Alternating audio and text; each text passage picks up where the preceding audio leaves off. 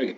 Hello students, welcome back to SJ Chemistry after a break, small break actually. Hope so आपने अपना days तो use किया हो, तो ये तो हो गया झूठ।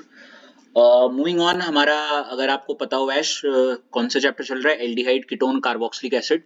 उसमें हमारा टॉपिक 1 जो कि नोमेनक्लेचर वाला इंट्रोडक्शन है वो खत्म हो चुका है। टॉपिक 2 भी हमारा खत्म हो चुका है जो कि है हमारा प्रिपरेशन ऑफ एल्डिहाइड, हमने डिटेल में पढ़ा है। हमने प्रिपरेशन ऑफ कीटोन डिटेल में पढ़ा है, हमने प्रिपरेशन ऑफ कार्बोक्सिलिक एसिड पढ़ा है डिटेल में। और वो तीनों के तीनों काफी इंटरलिंक्ड हैं और काफी सारी रिएक्शंस की हमने उसमें, लेकिन हमने बार बार करने की वजह से वो सारी की सारी रिकॉल हो सकती हैं। That's a very different way of approach that we have used. और आज हम करेंगे टॉपिक 3 जो कि है physical properties of aldehyde and ketone and carboxylic acid.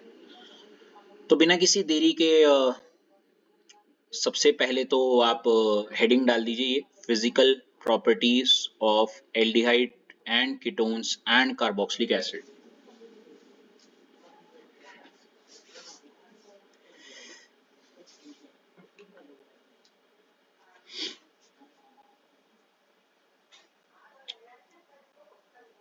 लिखा है?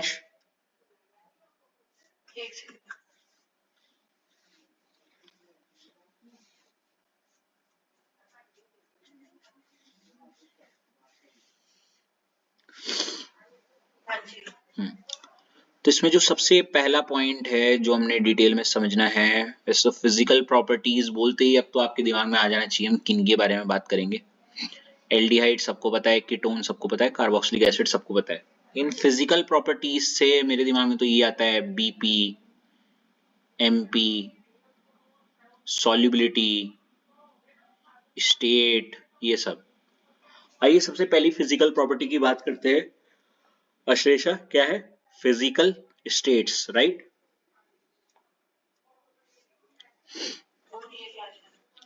Nikita, physical states, right?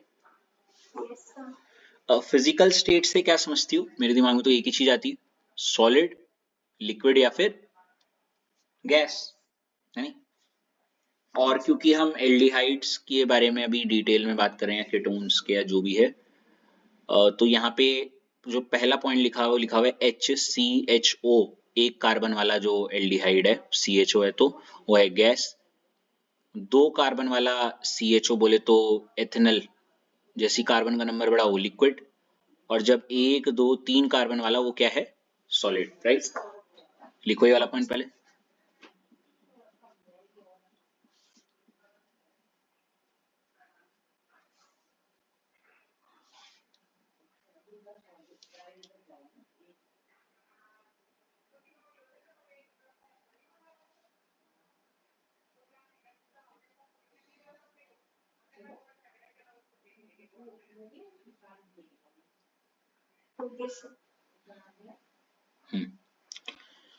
तो मुझे ये बताने की जरूरत नहीं कि ऐसा क्यों हो रहा होगा कि जैसे जैसे कार्बन का नंबर बढ़ रहा है वो अपनी अवस्था बोले तो स्टेट को बदल रहा है, from gas to liquid and liquid to solid. ऐसा क्यों? क्योंकि आपको पता है जैसे जैसे आप नंबर ऑफ कार्बन को बढ़ा रही हो, कहीं ना कहीं उसका मॉलिक्यूलर मास जो है वो बढ़ रहा है, और मॉलिक्यूलर मास बढ़ेगा तो वांडरवाल फोर्स ऑफ अट्रैक्शन वो भी बढ़ेंगे दो मॉलिक्यूल्स के बीच में। ज्यादा वांडरवाल फोर्स ऑफ अट्रैक्शन जब दो मॉलिक्यूल्स के बीच में बढ़ेगा तो उसको तोड़ने के लिए, सॉरी, जब वांडरवाल फोर्स ऑफ अट्रैक्शन बढ़ेगा दो मॉलिक्यूल्स के बीच में, तो वो कैसा लगेगा? मतलब अपनी स्टेट में गैस से लिक्विड, लिक्विड से सॉलिड जैसे होता है ना, गैस में क्या होते हैं? दूर दूर रहते हैं, है नहीं?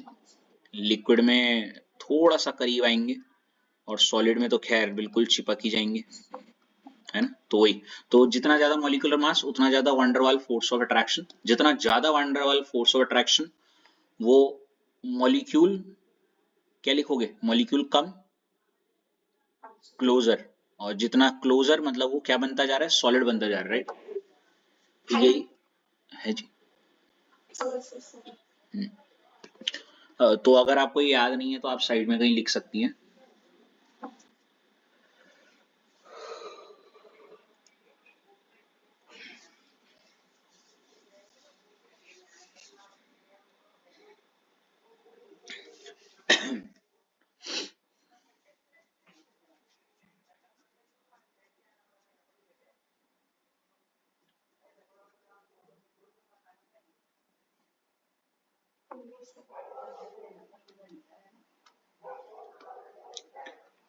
इसके बाद ऐश सेकेंड हेडिंग है boiling point.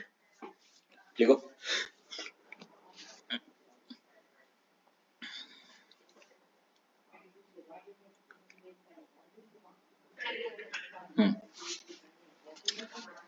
Ash again when I से बॉइलिंग पॉइंट, आपके दिमाग में क्या इमेज आ रही है?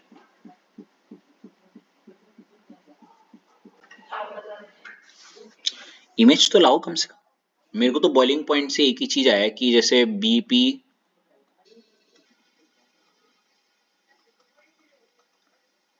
मेरे दिमाग में तो यही आया।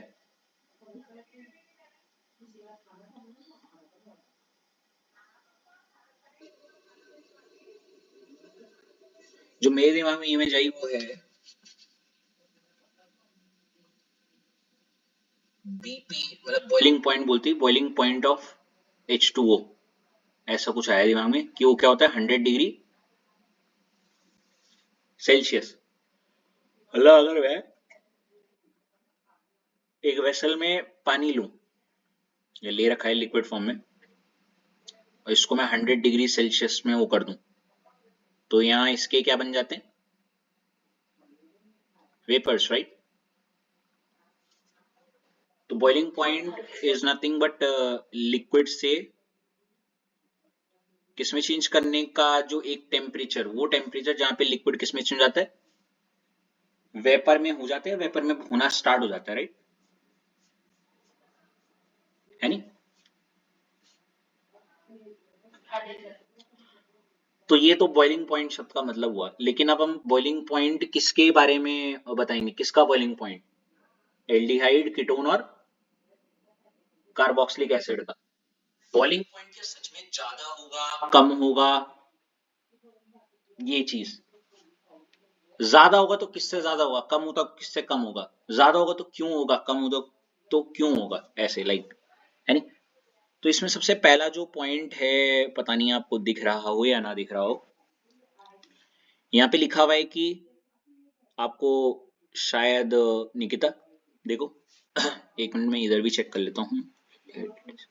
हाँ यही है कि अगर आप एक तरफ एल्डिहाइड या कीटोन की बात करो Nikita, aldehyde and ketone, right, left में, इसका मतलब ये है कि अगर मैंने एक वेसल लिया है और इस वेसल में एक एल्डिहाइड का मॉलिक्यूल की बात कर रहा हूँ, और एल्डिहाइड बोलती है मेरे दिमाग में CH डबल बॉन्ड O, और इस C से लगा हुआ है R, ऐसी इसी वेसल में एक और मॉलिक्यूल होगा RCH डबल बॉन्ड O, ये दो मॉलिक्यूल्स, राइट?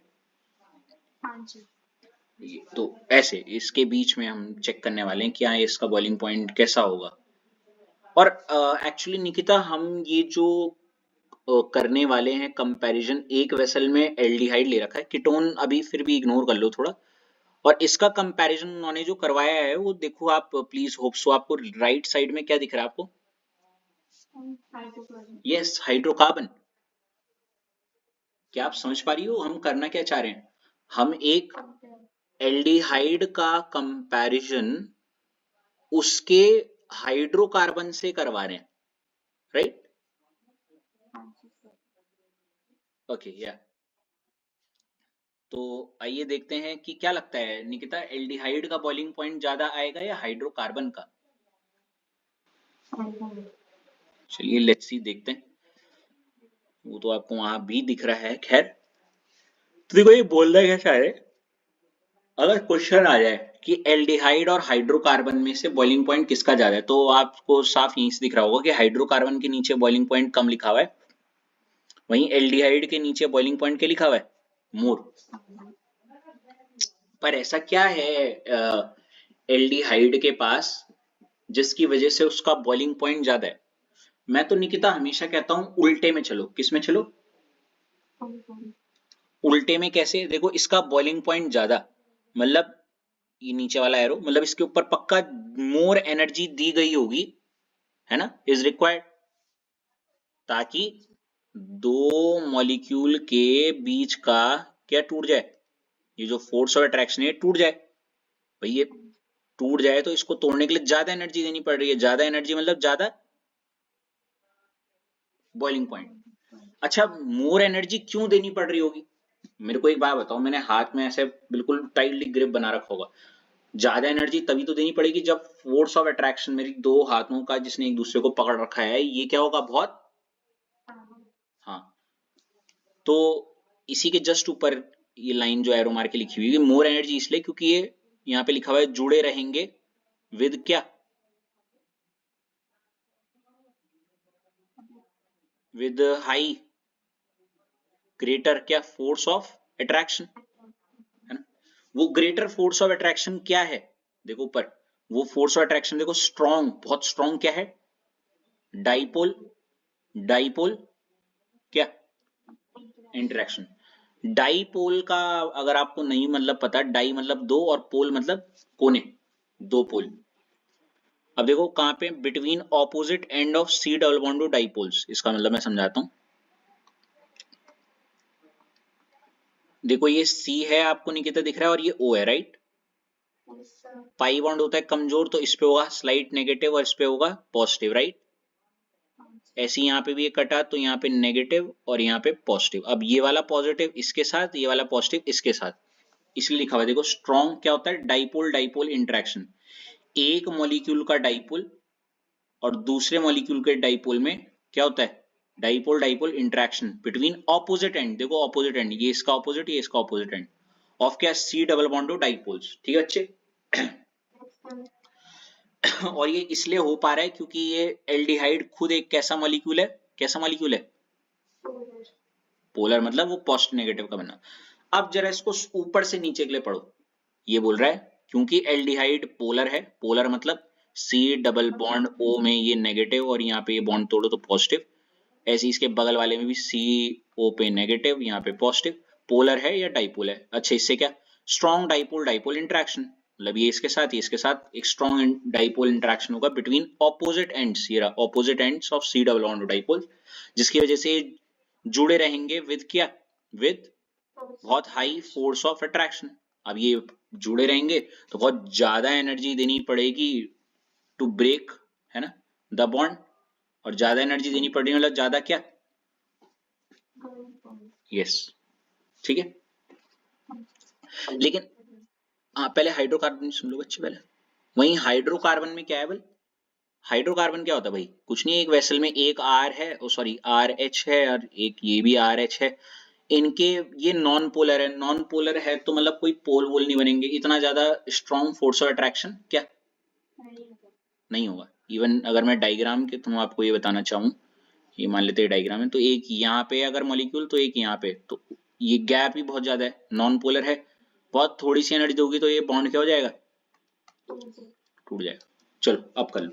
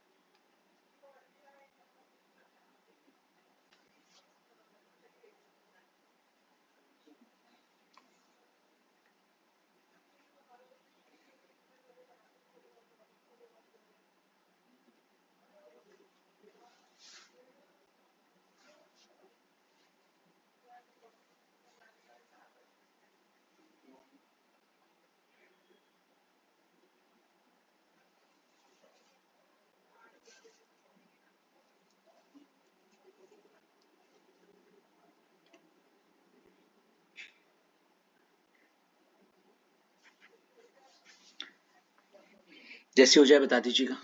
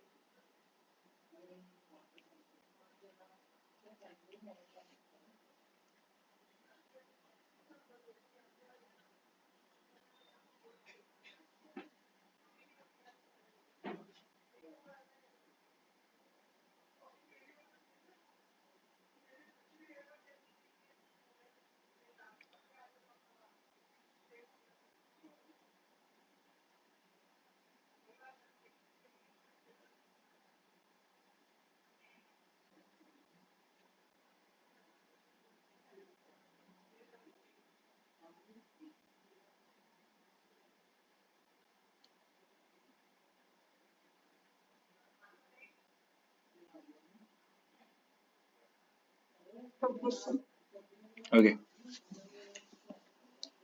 इतना लिखा।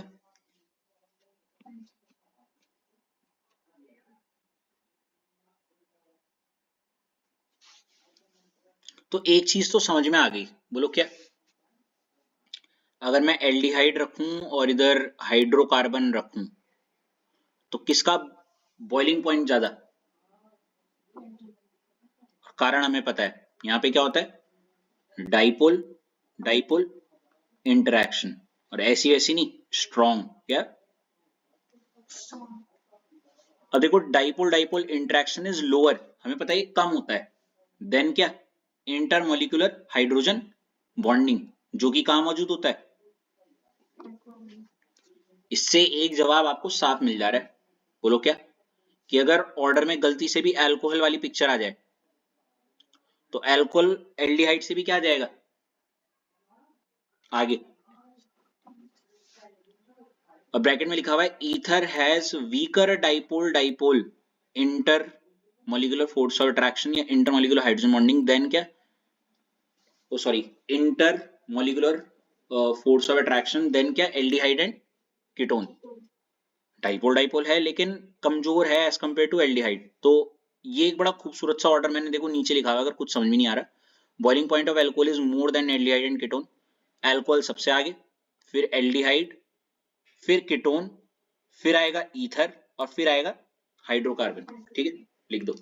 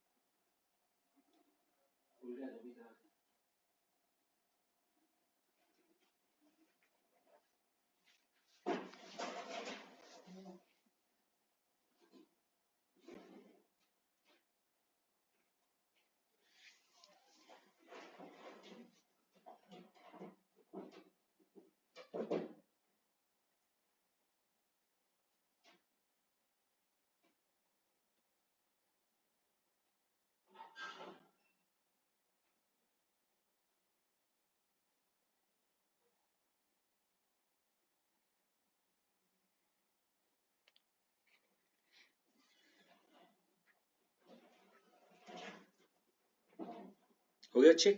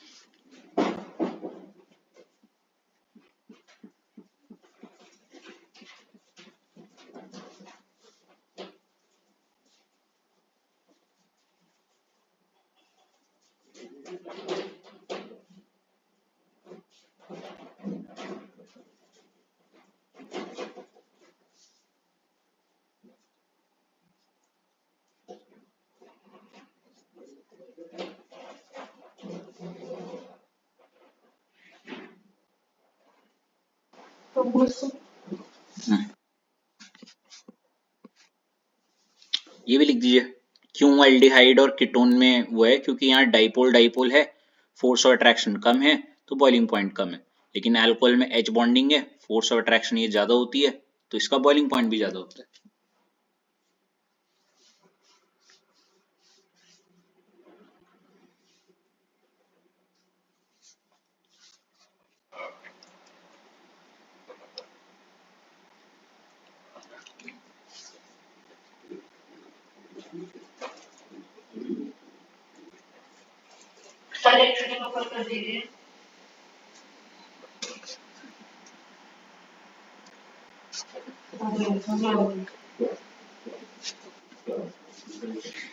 आजकल शादियों का सीजन चल रहा है, ओके, तभी।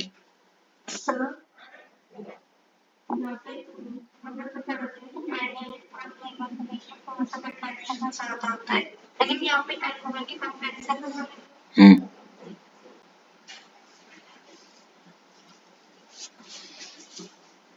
अल्कोहल के कंपैरिजन में बोले, बढ़िया है।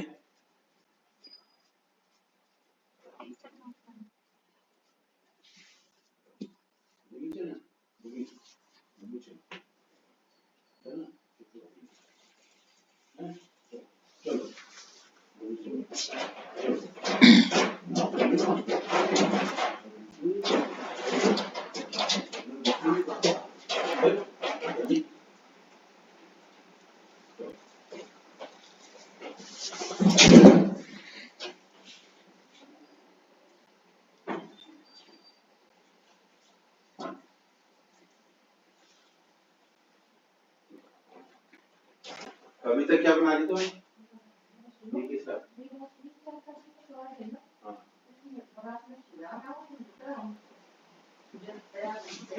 वही अच्छा।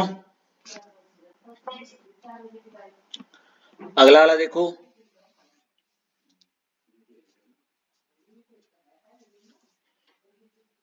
थर्ड है, थर्ड क्या हो जाएगा, सॉल्युबिलिटी। क्या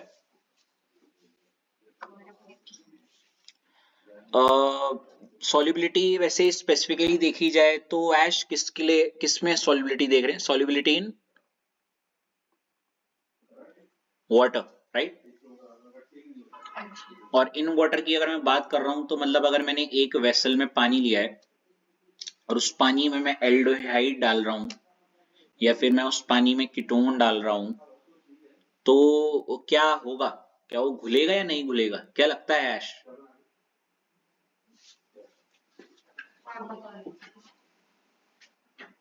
वहां पे रीड कर लो ऐश, कोई बात नहीं, हर बार चल रहा है। इनको घुमा के लिया ना ना घुमा के लिया। देखो क्या लिखा हुआ है, lower aldehyde and ketone. Lower aldehyde का क्या मतलब हो सकता है ऐश? लोअर एल्डिहाइड मतलब ऐसे एल्डिहाइड जो जिसमें कम कार्बन हो, जैसे शायद एक HCHO बोल लो या फिर CH3CHO बोल लो, ये वाले, राइट। या लोअर कीटोन में तो एक ही कीटोन आएगा मेरे ख्याल, CH3CO CH3 वाला, यहाँ पे 3 कार्बन वाला भी हम लगा सकते हैं, CH3CH2 और CHO। तो ये सॉल्युबल इन वाटर है, ये सब पानी में क्या हो जाते हैं बल, घुल जाते हैं। और इसका कारण बल यहाँ पे जो लिखा हुआ है वो है इंटर मॉलिक्यूलर H बॉन्डिंग। क्या है,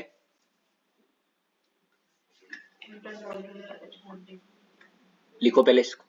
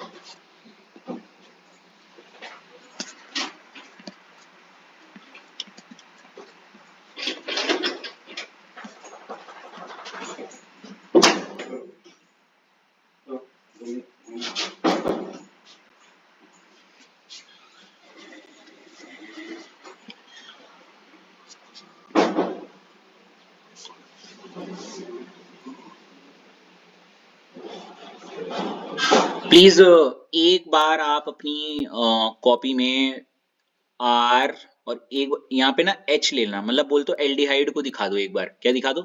एल्डिहाइड को। और यहाँ पे साइड में लिख देना एल्डिहाइड एंड क्या, वाटर। यस और नो? हैश, अगर एच लगाओ। और एक बार सेम कार्बन कॉपी में आर के लिए कर देना, बोले तो अगली, और उसके लिए लिख देना कीटोन एंड वाटर। सर अरे इतना मगजमारी क्यों करनी निकिता? हेलो, इसके साइड में ऐसे कर दो, अगर कंफ्यूजन ना हो तो प्लीज, है ना? आइडिया लग जाएगा ना कि एल्डिहाइड और कीटोन दोनों के लिए ऐसे बनता है। कैसे देखो, आपको दिख रहा है कि कैसे एक मॉलिक्यूल और ये रहा दूसरा मॉलिक्यूल और इनके बीच में पानी आ जा रहा है। ठीक है? Yes, sir.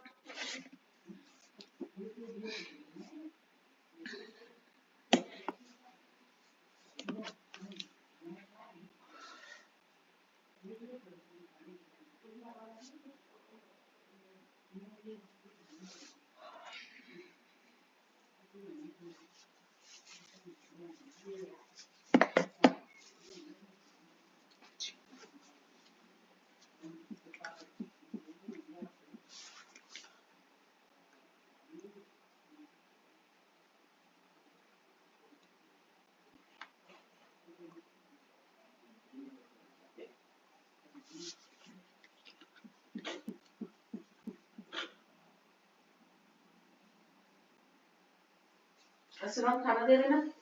दे दीजिए लाइक।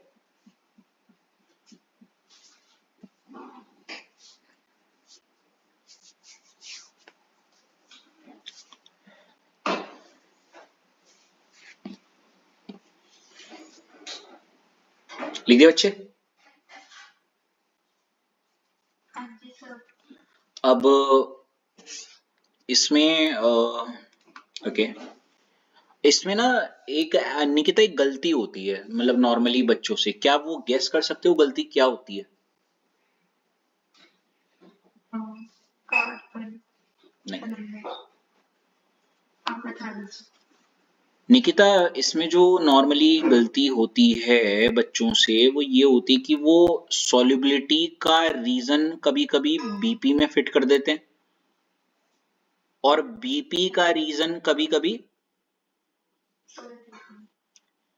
अगर आप थोड़ा सा एनालिसिस करो, अभी अभी हमने बताया सॉल्युबिलिटी किसकी, ऑफ एल्डिहाइड, राइट? एल्डिहाइड और पानी के बीच में हमें पता है एच बॉन्डिंग होती है, राइट? और इसीलिए सॉल्युबल है। लेकिन बच्चा इतना पजल रहता है एग्जाम से एक दिन पहले कि वो एक एल्डिहाइड और दूसरे एल्डिहाइड के बीच में, जब दो एल्डिहाइड हो वहां पे बीपी जहां पे खेलो वहां पे एच बॉन्डिंग लिख के आ जाता है गलती से। नहीं आ रही बात समझ में? एग्जैक्टली, वो डाइपोल डाइपोल इंटरेक्शन है, वहां एच बॉन्डिंग नहीं है। Try to understand. नहीं, वाटर नहीं है वो तो सही बात है, लेकिन वो एच बॉन्डिंग लिख के आता है, उसका कारण भी समझिए। वो क्योंकि उसको तो एक ही चीज दिखते है ना निकिता, वो तो ये खेलेगा। कैसे खेलेगा? वेसल है, R C double bond O और यहाँ पे एच, और बोलेगा लो एच के आगे एक ओ ले आता हूं मैं, डबल बॉन्ड सी ऐसे करके लो बना ले। ये देखो, अरे नहीं आ रही बात समझे? अबे क्योंकि उसकी आंखों को ये धोखा हो जाता है, ये देखो ओ और एच, क्योंकि ज्यादा ज्यादा इतना ही तो पता है उसे, ओ एच वगैरह वाली बातें। जैसे आपको भी अभी मैंने फील करवाया, देखो ऐसे ऐसे लग नहीं रहा R C double bond O यहाँ पे बन सकता है भैया, ऐसे वाला। ओके ऐश,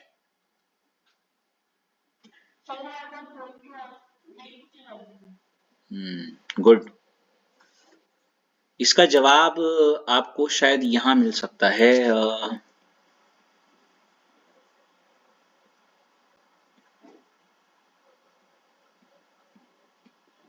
थोड़ी देर सब्र करना पड़ेगा आपको इसके लिए, मैं इसीलिए मैंने सस्पेंस पे रखा हुआ ये वाली चीज को, कि फिलहाल आपको ये याद करते हुए आगे चलना है कि बीपी के केस में it is just dipole dipole interaction, ठीक है बच्चे?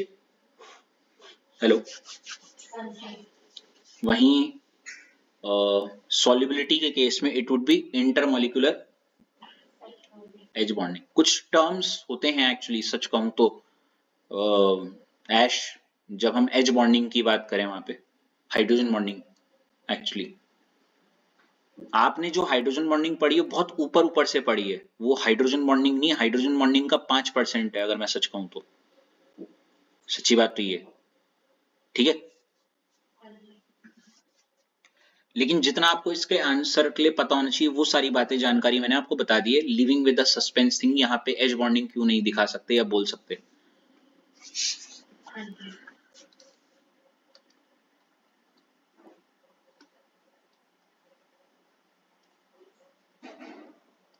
और ये भी हम ऑलरेडी ही पढ़ चुके हैं अश्लेषा या Ash, sorry, as number of carbon increases solubility क्या? बिकॉज कार्बन इज हाइड्रोफोबिक, जितना हाइड्रोफोबिक नेचर एज बॉन्डिंग उतनी कम। ये पहले ही कर चुके हैं, कई बार कर चुके हैं, राइट? हम ये वाला अब बार बार देखो, इवन यहाँ पे भी मेंशन कर रखा है मैंने, एल्डिहाइड और एल्डिहाइड के बीच में एच बॉन्डिंग नहीं होगी, डाइपोल डाइपोल इंटरेक्शन होगा। वहीं एल्डिहाइड और वाटर के बीच में होगी एच बॉन्डिंग, ठीक है?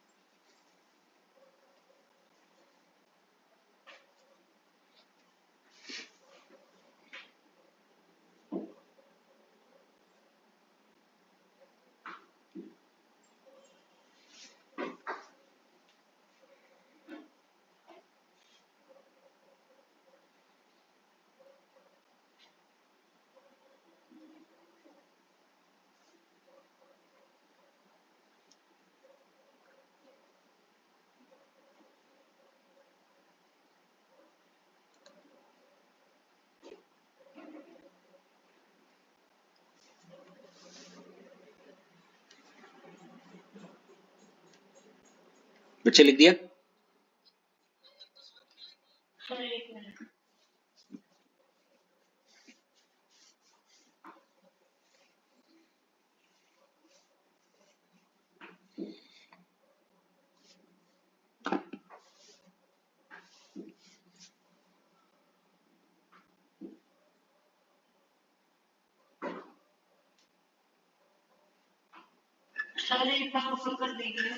पहले वाले पॉइंट में एक चीज है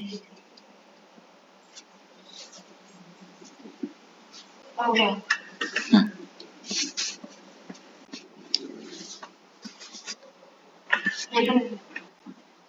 आई नो।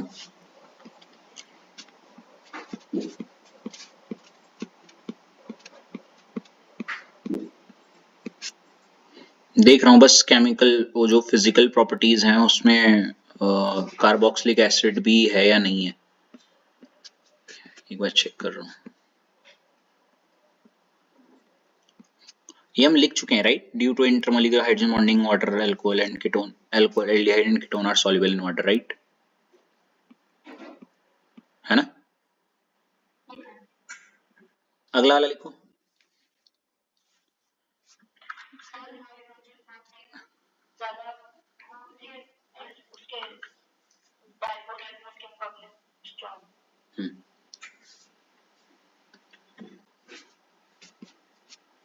अगली हेडिंग डालिए Nikita, carboxylic acid.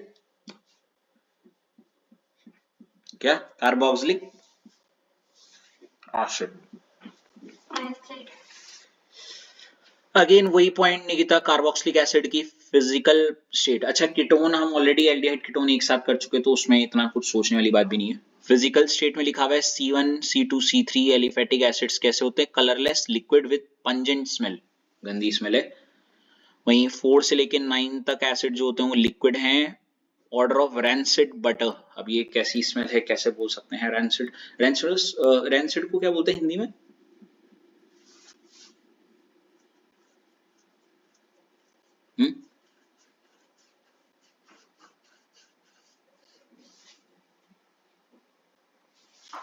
Anyone, rancid?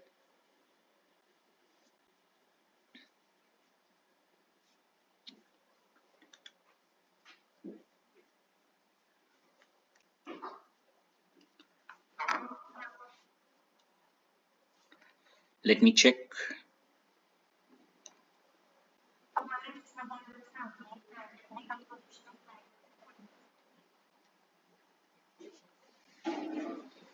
बासी, yes बासी।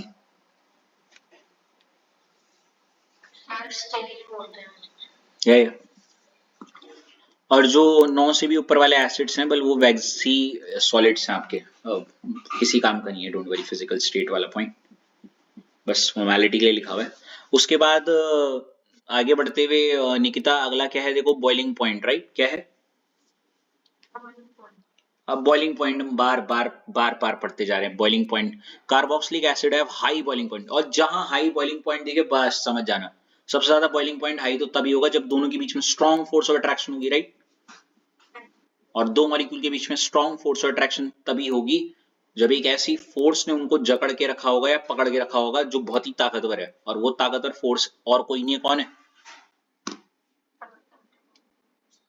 लिख दो, due to intermolecular atom bonding, force of attraction between the atoms, between the molecules actually,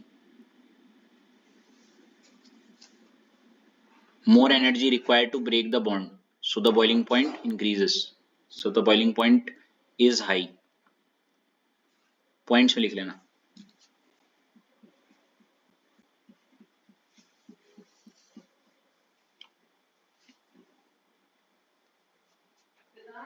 या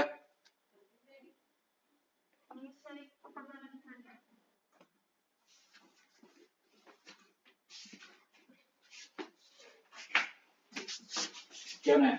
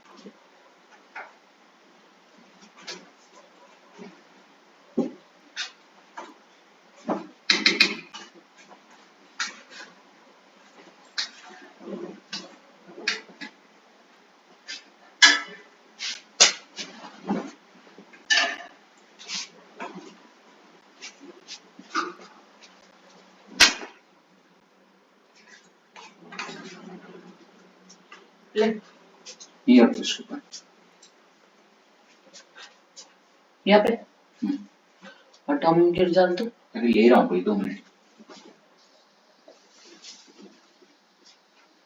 साला ढल के आ जाएगा।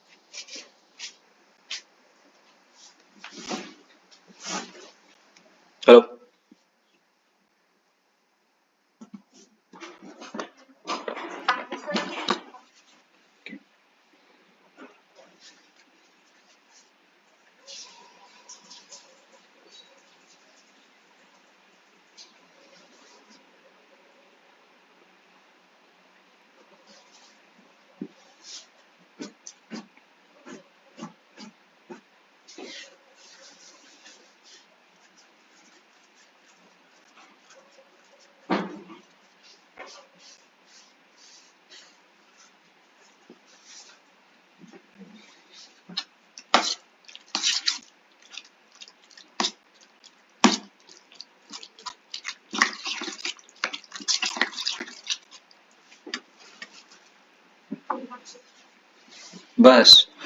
और लास्ट है सॉल्युबिलिटी, और तो बताने की ही जरूरत नहीं है, R C double bond O O H, और एक तरफ अगर मैं वाटर लिख दूं एच ओ एच, यहाँ भी देखो carboxylic acid are soluble in water, acid पानी में घुलते हैं, डाइल्यूट एसिड्स वगैरह कई चीजें सुनी होंगी right, due to again intermolecular H bonding. मतलब निकिता सबसे ज्यादा कंफ्यूजन वाली बात पता है कब रहती है, जब एक ही रीजन दो दो जगह लग सकता है कभी कभी, समझ लो।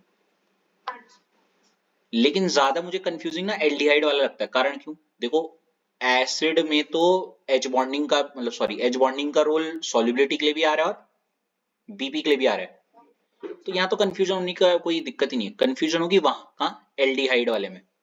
मतलब मैं लिटरली कह रहा हूँ ये वाला जो सबसे ज्यादा जो ट्रिकी होता है वो है एल्डिहाइड, एंड एल्डिहाइड का क्वेश्चन फॉर बीपी, और एल्डिहाइड का क्वेश्चन फॉर क्या सॉल्युबिलिटी कीटोन, क्योंकि आपको पता है बीपी का तो केस है डाइपोल डाइपोल वाला, और सॉल्युबिलिटी का रीजन है एच बॉन्डिंग, समझिए। ऐसी ईथर भी परेशान करता है अगर देखा जाए तो, ईथर में बीपी का रीजन है वीक डाइपोल डाइपोल, याद है, और लो सॉल्युबिलिटी का, कम सॉल्युबिलिटी का भी रीजन यही है डाइपोल डाइपोल, या वेरी लेस एज बॉन्डिंग बोलते हैं वहां, या ना के बराबर। हालांकि ईथर इतना पिक्चर में आता नहीं है जितना ये वाली बात आती है, ठीक है, इसलिए वेरी वेरी नॉट इंपॉर्टेंट है मेरी नजर में। अगर कहीं का टीचर हूं और मेरे को अगर सॉल्युबिलिटी और बीपी से कहीं भी क्वेश्चन ना है ना, इससे बेहतर मुझे कहीं नहीं मिल सकता ये एल्डिहाइड और कीटोन वाला कॉन्सेप्ट, समझ रही हो, क्योंकि ये बच्चा जो रट के आया होगा वो मारा जाएगा यहाँ पे, क्योंकि वो एच बॉन्डिंग इतना घूमता है ना कानों में, वो यही क्या आ जाता है, जबकि पता होना चाहिए कीटोन और एल्डिहाइड के लिए सॉल्युबिलिटी के लिए एच बॉन्डिंग, लेकिन बॉइलिंग पॉइंट के लिए वेरी गुड। तो लिख दीजिए due to intermolecular H bonding, ये डायग्राम बनाना, और फिर लिख देना higher member in are in higher members are insoluble because of वही जो मैंने बताया राइट, इंक्रीज्ड हाइड्रोफोबिक कैरेक्टर।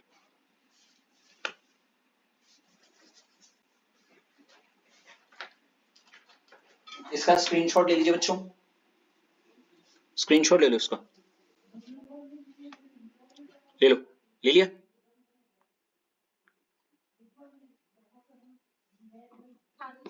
बस दैट विल बी ऑल बच्चों, मैं भी डिनर कर रहा हूँ।